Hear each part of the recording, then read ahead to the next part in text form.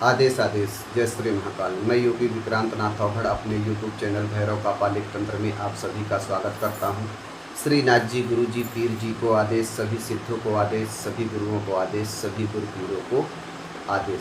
साधक और साधिकाओं, आज मैं आप लोगों के सामने बेहद ही चमत्कारी साधना लेकर आया हूँ। भूत भविष्य वर्तमान बताने की साधना।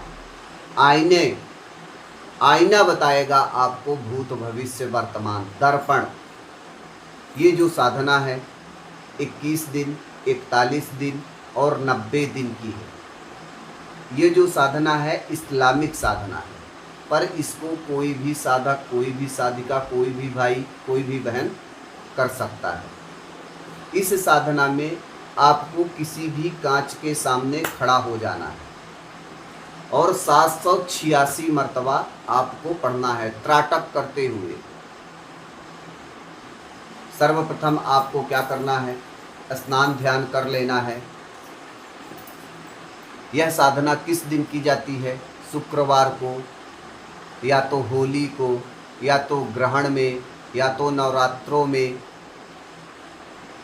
या तो गुप्त नवरात्रों में, या तो अमावस्या में। किसी दिन से भी आप ये साधना उठा सकते हो या उठा सकती हो। जिस कमरे में आप साधना करोगे उस कमरे में दूसरे व्यक्ति का प्रवेश बिल्कुल वर्जित रहेगा 21 दिन तक। अगर आपकी साधना 21 दिन में संपन्न नहीं हो रही है, आपको कुछ अच्छा आभास नहीं हो रहा है, तो आप इस साधना को 41 दिन बढ़ा दो। पर मैं चैलेंज करता हूं कि जो सच्चे दिल से ये साधना करेगा वह भूत भविष्य बताने में सक्षम हो जाएगा। वह दर्पण उसको भूत भविष्य वर्तमान दिखाएगा।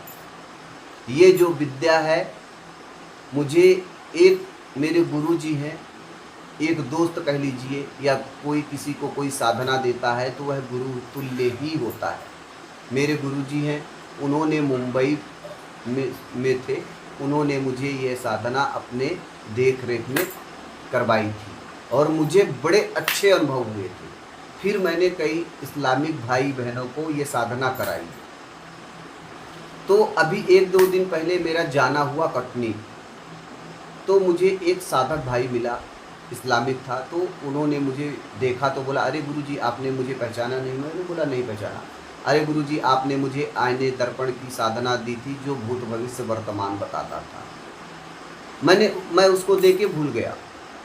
तो आज मुझे अचानक से याद आया कि आप लोगों के सामने भी ये साधना लेकर आई जाए। इसमें कोई ज़्यादा आपको ढोंग धतूरा करने की ज़रूरत नहीं। आपको क्या करना है, सर्वप्रथम रात्रि की ये साधना है, 11 बजे से आपको ये साधना करनी है। जितनी मध्य रात्रि में करेंगे उतना ही आपको इस साधना के अच्छे रिजल्ट मिलेंगे। अब आपको जिस जल में आपको नहाना है, थोड़ी 5 गुलाब की पंखुड़ियाँ डाल दीजिए, थोड़े इत्र की 2-4 बूंदें डाल दीजिए और कोई खुशबूदार साबुन आपको लगाना है।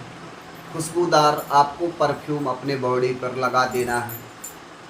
फिर 2 ठो अगरबत्ती हो या तो धूप हो आप लगा दो और सिर्फ आईने के सामने खड़े होकर बस ऐसे त्राटक करते हुए, जो मंत्र, इस मंत्र को मैं डिस्क्रिप्शन बॉक्स में डाल दूंगा, वहाँ से आप लोग ले लेना।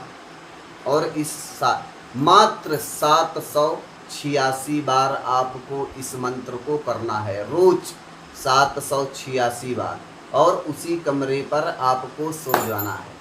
कमरा बिल्कुल आपका खाली हो तो बहुत उत्तम है। जैसे मेरा ये कमरा वाइट रंग का पुता है, ऐसे आपका कमरा होना चाहिए।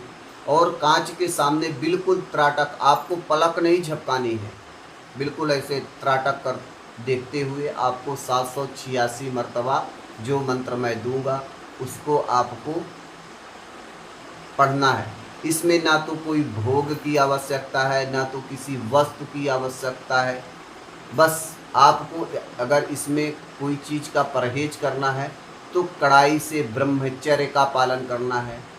बीड़ी नहीं पीनी है, गांजा नहीं पीना है, मदिरा पान नहीं करना है जब तक आपकी साधना चलेगी। झूठ नहीं बोलना है, गंदे विचार अपने मन में नहीं लाने हैं। जैसा कि मैंने कहा कि कई सारे साधकों को मैंने बताया, और जब यह आपकी साधना संपन्न हो जाएगी और जब भी आपको कांच के सामने खड़े होकर आप कोई भी प्रश्न पूछोगे, आपको उस पर पूरी तरह से दिखने लगेगा। जैसे कि कोई व्यक्ति आया है आपके पास, अब आपको उसके बारे में जानकारी देखनी है, तो एक कांच लीजिए और इस मंत्र को अपने सामने पढ़िए और उस कांच में फूंक मार दीजिए अपना प्रश्न रखते हुए। वह दर्पण आपको सामने वाले व्यक्ति की सब कुछ जानकारी बता देगा कि ये कहाँ से आया है, इसका क्या नाम है, इसके पिताजी का क्या नाम है, इसका क्या कार्य है, सब कुछ यह दर्पण बताएगा। ये आप जान लो मित्रों, ये इतनी पावरफुल साधना है। और जैसा कि मैंने कहा, कोई भी साधना करने से पहले गुरु से आदेश जरूर लेना चाहिए, अपनी कुल देवी से आदेश जरूर लेना चाहिए। साधनाओं को मैं क्यों कहता हूँ बार बार कि साधनाओं को जितना गुप्त तरीके से करोगे आप, उतना ही बढ़िया रहता है। अगर हम किसी से मान लीजिए कोई साधना कर रहे हैं और कह देते हैं, तो वह साधना हमारी विफल हो जाती है, उस साधना का हमें कोई बेनिफिट नहीं मिलता है। ये आप जान लीजिए मित्रों। साधना जब आपकी संपन्न हो जाए तो उसी कमरे पर आपको जमीन में सोना है, चारपाई पर नहीं सोना है। ये आप जान लो। जितनी कड़ाई से, जितने नियम से आप ये साधना करोगे, उतने ही जल्दी आपको उतने ही अच्छे रिजल्ट आएंगे। ये आप समझ लो। ये इतनी बढ़िया साधना है। इस साधना को मैं क्या कहूँ, अभी हाल फिलहाल में मैंने अभी एक साधक को ये साधना करवाई थी, उसको नवरात्रों में करवाई थी। तो उसको तो 9वें दिन नवरात्रि समाप्त होते होते ही सब कुछ दिखना चालू हो गया उस आईने पर।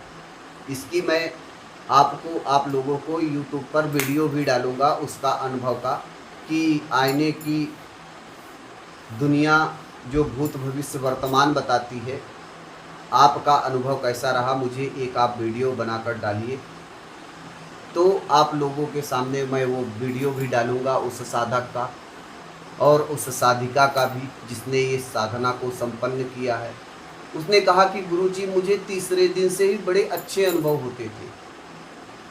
जैसे कि कोई व्यक्ति मेरे पास आ रहा है तो मुझे पूर्ण आभास होने लगता था, और जब मैं दर्पण के सामने खड़ा होता था तो मुझे सारी जानकारियाँ ऑटोमेटिक दर्पण दिखा देता था। ये आप जान लीजिए। अब आप छोटे से भी दर्पण में देखकर अपनी साधना को संपन्न कर सकते हैं, बड़े भी दर्पण में। पर मैं आपको ये कहूँगा कि छोटा सा दर्पण रखिए जिसको आप कहीं भी लेके जा सको। ये आप जान लो, क्योंकि बड़े दर्पण में अगर आप साधना करोगे तो उसको कहाँ लिए घूमोगे, फिर आप कैसे किसी को बताओगे। तो ये इतनी बढ़िया साधना है। और आप लोग मेरे YouTube चैनल को लाइक करिए, सब्सक्राइब करिए, अपना प्यार देते रहिए। जैसा कि मैंने आपको बताया कि मैं आप लोगों को वही साधना देता हूँ जो मैंने स्वयं कर रखा है, या तो मेरे गुरुओं ने कराया है मुझे, या तो मेरे गुरु भाइयों ने कराया।